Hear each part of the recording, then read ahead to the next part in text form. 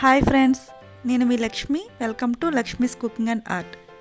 ఈరోజు నేను చేయబోయే రెసిపీ నేను కదండి, మా మదర్ చేశారు, అల్లం పచ్చడి. దీన్ని ఇన్స్టెంట్గా చాలా తక్కువ టైంలో ఎలా రెడీ చేసుకోవాలో ఇప్పుడు చూద్దాం. దీనికోసం ముందుగా స్టవ్ పై ఒక ప్యాన్ పెట్టుకుని దానిలో ఆయిల్ వేసుకోవాలి. ఆయిల్ కొంచెం హీట్ అయిన తర్వాత వెల్లుల్లిని ఇలా కొంచెం దంచి వేసుకోవాలి. 10 to 15 వరకు వేసుకోండి. ఇవి కొంచెం ఫ్రై అయిన తర్వాత 1/2 కప్ ధనియాలు వేసుకోవాలి. వీటిని లో ఫ్లేమ్లో ఫ్రై చేసుకోవాలి. అలాగే దీనిలో 1 నుంచి 2 టీ స్పూన్ల వరకు జీలకర్రను వేసుకోండి. జీలకర్రను వేయడం వలన టేస్ట్ అనేది చాలా బాగుంటుంది. ఇప్పుడు దీనిలో సన్నగా కట్ చేసిన అల్లం ముక్కలను వేసుకోవాలి. మీరు కావాలంటే అల్లాన్ని ముందుగానే వేసుకుని ఫ్రై చేసుకోవచ్చు. నేను ఇక్కడ చిన్న చిన్న ముక్కలుగా కట్ చేశాను కాబట్టి మధ్యలో యాడ్ చేస్తున్నాను. వీటిని బాగా ఫ్రై చేసుకోండి. మంటను లో ఫ్లేమ్లో పెట్టి ధనియాలు జీలకర్ర కొంచెం బ్రౌన్ కలర్లోకి వచ్చే వరకు, క్రిస్పీగా అయ్యేంత వరకు ఫ్రై చేసుకోండి. ఈ అల్లం పచ్చడి చాలా టేస్టీగా ఉంటుందండి. మనకు ఫంక్షన్స్లో అది వేస్తుంటారు కదా, ఆ టేస్ట్లో ఉంటుంది. దీన్ని చాలా తక్కువ టైంలో కూడా రెడీ చేసుకోవచ్చు. ఇప్పుడు దీనిలో 1 కప్ రెడ్ చిల్లీని వేసుకోండి. దీన్ని కూడా బాగా క్రిస్పీగా అయ్యేంత వరకు ఫ్రై చేసుకోవాలి. మంటను లో ఫ్లేమ్లో పెట్టుకుని ఫ్రై చేసుకోండి. ఇది బాగా ఫ్రై అయిన తర్వాత ఒక బౌల్లోకి తీసుకోండి. కావాలంటే ఇంకొంచెం నూనెని యాడ్ చేసుకుని కరివేపాకును కూడా ఫ్రై చేసుకోండి. దీన్ని కూడా బాగా క్రిస్పీగా అయ్యేంత వరకు ఫ్రై చేసుకోవాలి. కరివేపాకు ఎంత ఎక్కువగా వేసుకుంటే ఈ అల్లం పచ్చడి అంత టేస్టీగా ఉంటుంది. మీరు కావాలంటే ఇంకా ఎక్కువగా కూడా కరివేపాకుని యాడ్ చేసుకోవచ్చు. ఇది కూడా క్రిస్పీగా అయిన తర్వాత వేరొక బౌల్లోకి తీసుకోండి. ఫ్రెండ్స్, మీలో ఎవరైనా మా ఛానల్ను మొదటిసారిగా చూస్తున్నట్లయితే లైక్ చేయండి, షేర్ చేయండి, మా ఛానల్ను సబ్స్క్రైబ్ చేయండి. మరిన్ని లేటెస్ట్ అప్డేట్స్ కోసం పక్కనే ఉన్న బెల్ సింబల్ని యాక్టివేట్ చేసుకోండి.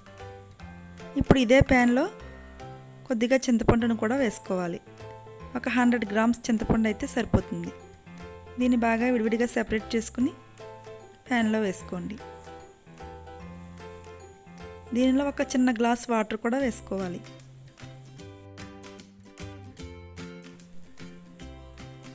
అలాగే 1 కప్పు బెల్లాన్ని కూడా వేసుకుని మూతను పెట్టి ఒక 10 మినిట్స్ వరకు లో ఫ్లేమ్లో కుక్ చేసుకోవాలి. మధ్య మధ్యలో మూతను తీసి చెక్ చేసుకుంటూ ఉండాలి.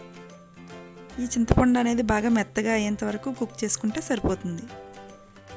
తర్వాత దీనిలో రుచికి సరిపడగా సాల్ట్ వేసుకుని ఒకసారి బాగా మిక్స్ చేసుకుని మూతను పెట్టుకుని కుక్ చేసుకోండి. ఈ అల్లం పచ్చడిని కేవలం 10 మినిట్స్లోనే రెడీ చేసుకోవచ్చండి. అంతే కదండి, ఈ చట్నీ చాలా టేస్టీగా ఉంటుంది.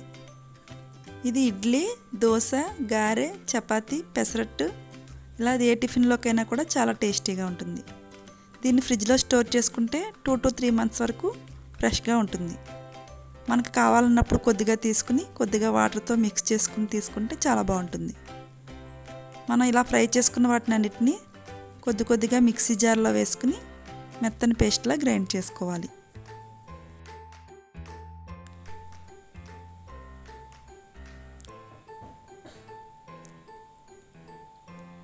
మనం ఫ్రై చేసుకున్న అన్నిటినీ కూడా ఒక్కొక్కటిగా దీనిలో వేసుకుని మెత్తని పేస్ట్లా గ్రైండ్ చేసుకోండి.